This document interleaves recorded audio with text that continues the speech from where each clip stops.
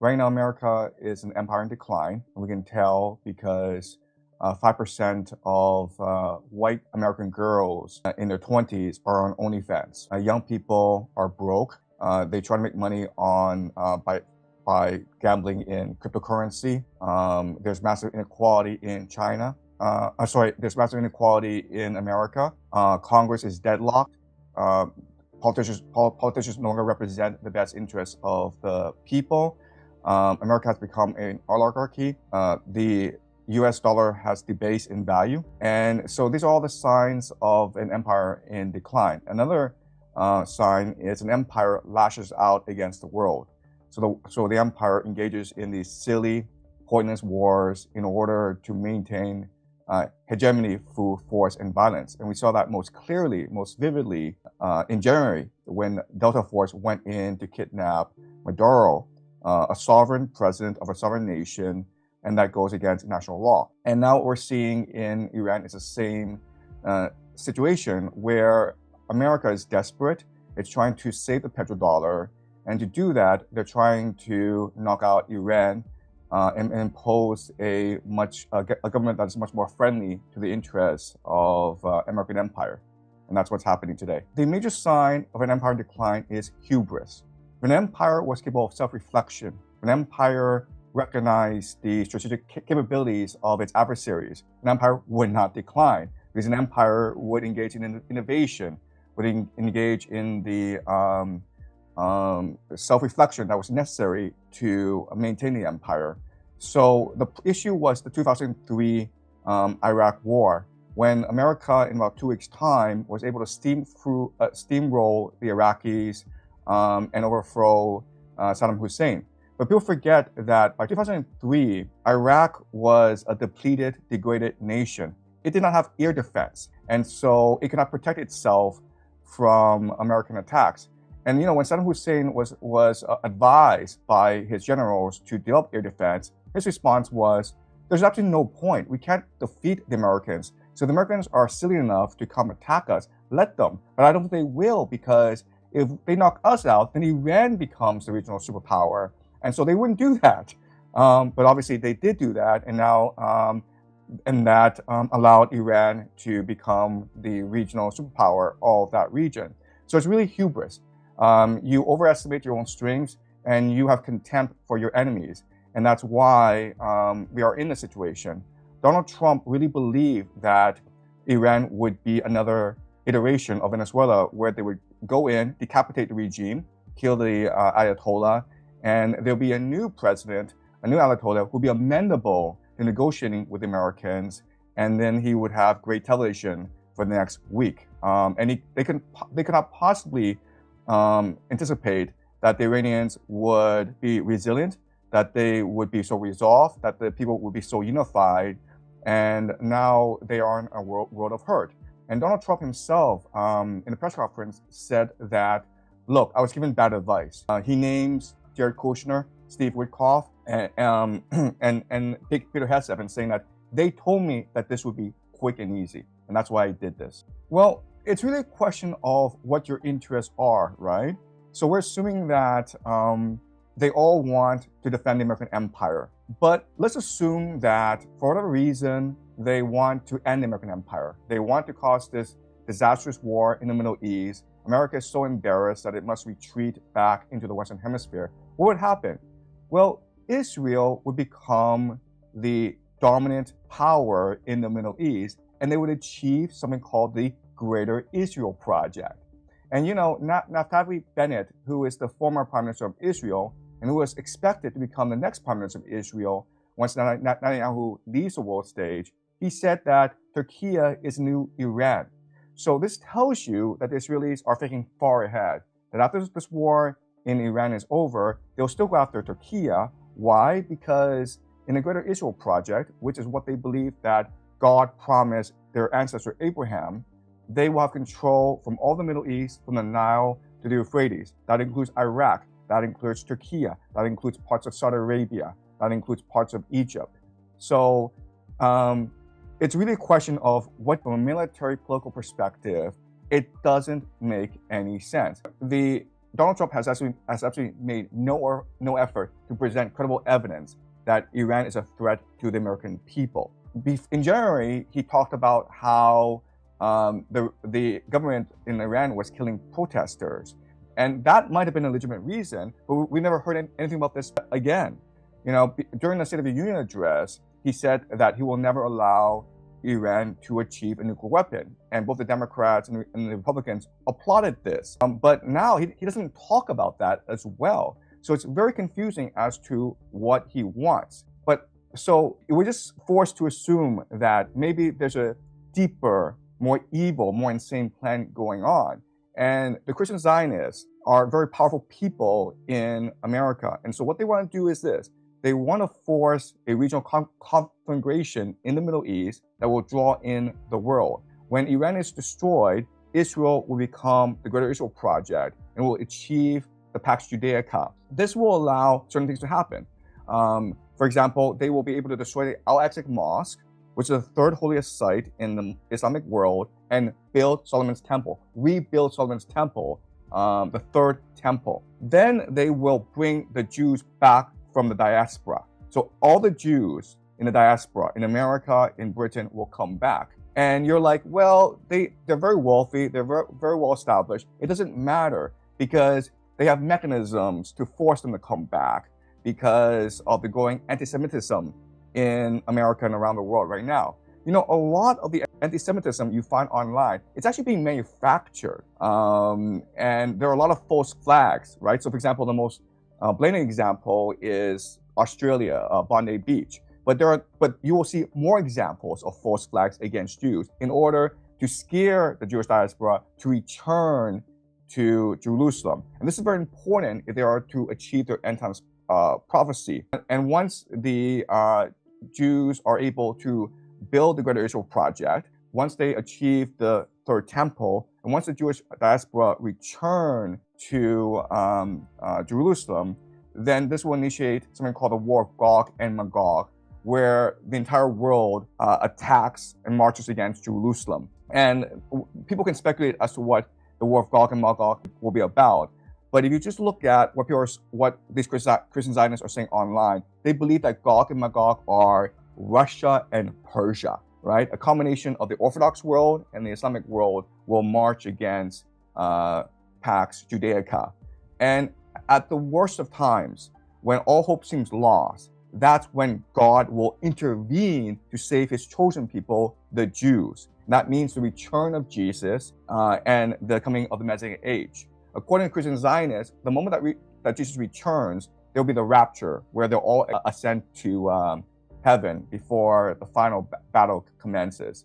And so what they're really trying to do is they're trying to accelerate the end times to force God's hand and usher in the Messianic age. And they believe that that's the true test of your faith. How willing are you act? How willing are you willing to act in order to achieve God's divine plan? So I think the main reason is that these religious fanatics have spent centuries planting the seeds, embedding themselves into power so that they would control all levels of power in the Western world. So let me give you an example of this. It's always been assumed that Jeffrey Epstein was a Mossad agent responsible for a honeypot operation on his island.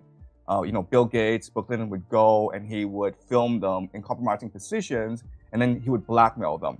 But if you actually read the Epstein emails, what you would recognize is that he wasn't actually doing blackmail. In fact, these very famous, powerful people like Bill Gates, Elon Musk, they were trying to become his friend. Bill Gates was asked, why were you hanging out with Jeffrey Epstein? And Bill Gates' response was, well, I was trying to get money from him for my foundation. And that sounds kind of weird. Like, you're the richest man in the world. Why are you begging Jeffrey Epstein for money? And the answer is that because Jeffrey Epstein was an operative for a very powerful organization. The emails don't tell us what the organization is, but look, he was involved in Libya. He was involved in the great financial crisis. He seemed to have a pulse of all geopolitical events. And he said that, you know what, if we can anticipate geopolitical events, we can make a lot of money. But that can also mean that if we can manipulate geopolitical events, we can make a lot of money. There are rumors that he was somehow involved in 9/11 as well, because we only have access to at most 50% of his emails. Then you ask yourself, what organization would he represent? And the closest speculation, okay, and again, this is speculation, is the possibility that he was a representative, a political operative of the Chabad Lubavitch, which Dr. Carlson mentioned in a monologue a few days ago. Chabad Lubavitch has been around for a couple of centuries, and they are Messianic Jews who want to usher in the end times. And another piece of evidence to suggest that Chabad Lubavitch is very powerful is that Jared Kushner, the son-in-law of Donald Trump, he is a Chabad Lubavitch family. His entire family is part of this movement based in Brooklyn. And what is Jared Kushner doing now? Well, he and Steve Witkoff are Trump's envoys to peace in Ukraine, right? Then they went to Russia to negotiate peace with Putin. Then they went to Ukraine to negotiate peace with Zelensky. They're very close to Netanyahu. And during these Iran negotiations, they were Trump's peace envoys. But during the negotiations, Steve Witkoff went on TV and said that he suspects the Iranians are a couple of weeks away from weapons-grade uranium enrichment, which for him is to say that the Iranians are negotiating in bad faith. So he wasn't looking to reach an agreement with the Iranians. He was looking to sabotage, torpedo negotiations. And so is it possible that Jared Kushner and Steve Witkoff, they are trying to manipulate geopolitical events in a certain way that achieves their eschatology, that they are operatives of religious individuals, and there's a script in place, and they're just the actors in this script. So the Chabad Lubavitch movement is something that we can look at. Also, the Freemasons, right? Because the Freemasons are the ones who control the national security apparatus in America. And a third of US presidents have been Freemasons. The most famous Freemason, of course, was Harry S. Truman. He was a 33rd degree Freemason, the highest level Freemason. He was the 33rd president of the United States. And he was the one who ordered the dropping of nuclear bombs on Hiroshima and Nagasaki, which sit on the 33rd latitude. So are all these coincidence? I'm not really sure, okay? But it seems as though there are very powerful people who are extremely religious, and they believe that they've uncovered God's plan. And they are patiently, methodically embedding themselves into power so that they can achieve their eschatology. And they feel as though this is the moment. This is the moment we've been waiting for 500 years. And another 5-10 years, and we will achieve our plan. And that's why we see so much anxiety in the world. That's why we see so much desperation in the world right now. You have to have a correct cost pyramid, okay? And the most simple cost pyramid, okay, is this. Infantry, soldiers, okay, all right? They're at the bottom. Why? Because they're the cheapest. What's above them? Armor, artillery, tanks. They're more expensive to produce. You need more resources, you need more time. Then you have naval, right? Then you have air. Okay, does that make sense? This is the cost pyramid. And cost pyramid is this question of like, how much energy, how much time, how much resources do you need to produce a certain product, okay? It costs you very little to produce a soldier, but it costs you a lot to produce an airplane. And this is important because wars are usually wars of attrition, meaning that you have to put all your resources into winning the war, okay? So this is just production capacity. And this is the most standard model that you have of a cost pyramid for a military war. Okay, does that make sense, guys? The problem is that the United States have an inverse pyramid, okay? Meaning that air is what's dominant, then naval, then armor, then soldiers. You can't fight a war like this. I mean, the moment you choose to fight a war like this, you've lost the war. Because you either take out the country in like 2 days, or you scoot over, but you cannot replenish your forces. Now, I know this is hard to understand, but 1991, the Persian Gulf War, 2003, the Iraq War, these are not real wars, okay? Because the Americans were so dominant and Iraq was so weak that it was basically a video game. All right, it was just these pilots flying around, just bombing everything, okay? It's like guys in tanks just running over the Iraqi army. Those were just video games. But this Iran thing is a real war, and therefore you cannot fight a war like this. If you want to win this war, the only thing you can do is return to a realistic cost pyramid. You don't have a choice in the matter, right? Because again, your cheapest product are soldiers, right? And the most expensive are airplanes. You cannot afford to use an airplane in order to save a life of a soldier. Eventually, this cost-benefit analysis will blow up on you. Okay? Does that make sense, guys? All right, so if the United States wants to win this war, then it has no choice but to use ground troops, to use soldiers as the main force of its military. Any questions so far? All right. Okay, now the question then is, will the United States use ground troops? I already said that if the United States is to win this war, it has no choice but to use ground troops. But will the United States use ground troops? And a lot is determined by the game theory strategies of the different players, okay?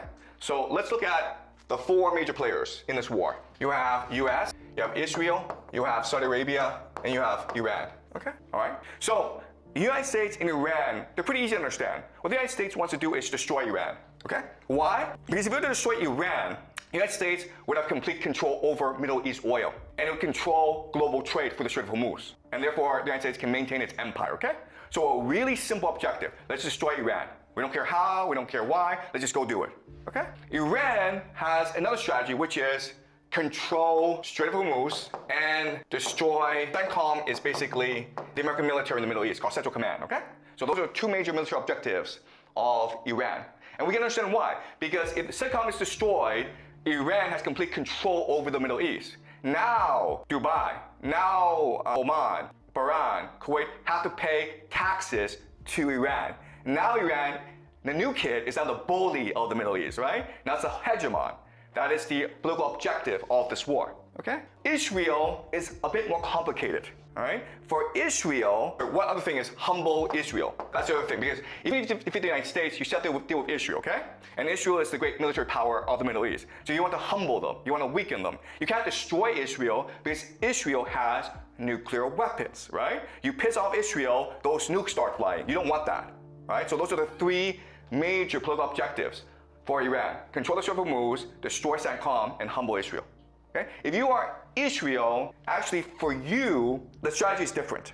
What you want to do is this: you want to destroy CENTCOM and destroy Iran. Okay? Those are your objectives. Why? Because if you destroy both the United States and you destroy Iran, then you are the sole hegemon in the Middle East. Okay? Also destroy the GCC, destroy Saudi Arabia as well. Why? Because once Saudi Arabia is destroyed, all its resources belong to you, okay? And this creates something called the Greater Israel Project, which is what we'll discuss next class. But as you can see, that's really important, is that even though the United States and Israel are allies, their ultimate strategy is different. Their objectives are different. In fact, they're in conflict, okay? Then you have Saudi Arabia. What does Saudi Arabia want to do? Well, destroy Iran, because if you destroy Iran, you have complete control of the Strait of Hormuz. Then you can be the bully, okay? But you also want to destroy the US and you want to humble Israel, all right? Does that make sense? All right? So by understanding how each player perceives the game, we can now understand how they will go about their strategy. So the United States just wants to destroy Iran. But as you can see, Israel, Saudi Arabia, and Iran all want to destroy the United States. And how do you do that? By forcing the United States into a long ground war, right? Therefore, if you're Israel, you don't want to use nukes. Why? Because nukes would end the war too quickly. You want to drag this war out as long as possible to force the United States to send in ground troops. And then you're like, well, why doesn't the United States use nuclear weapons? And the answer, I already told you, the escalation ladder. It needs to justify itself to the people, okay? When you do anything, all right, when you do anything, you have to worry about certain factors, okay? You have to worry about troop morale. Your soldiers have to believe that they are fighting for a good cause, okay? You have to worry about public opinion. You have to make sure that the world is on your side. You have to worry about politics, political will. You have to make sure the people are unified, and you have to worry about enemy morale. You don't want to piss off your enemy so much that they go into an extreme, the escalation ladder to extreme beyond your control. Okay, does that make sense? Okay? So as you can see, war is extremely complicated. It's not just about weaponry. It's not just about resources. It's ultimately about controlling the narrative, controlling the political landscape. okay? Marshaling the resources in a proper way that is strategically beneficial, all right? Does that make sense to you guys? Okay, so just answer 2 questions. Will the United States use ground troops? Yes, it will, because Iran, Saudi Arabia, and Israel will work together to force a ground invasion, even though the United States doesn't want to do so. But unfortunately, the United States doesn't have a clear, coherent strategy. It's passive, therefore it can be manipulated into sending a ground invasion, okay? And the second question is, will Israel and the United States use nuclear weapons? And the answer is no, because it's not in their best interest to use nuclear weapons, okay? Israel wants the United States to lose this war. And so that means a long war that destroys the American political will to fight any more foreign wars. If America loses, Israel becomes the dominant power in the Middle East.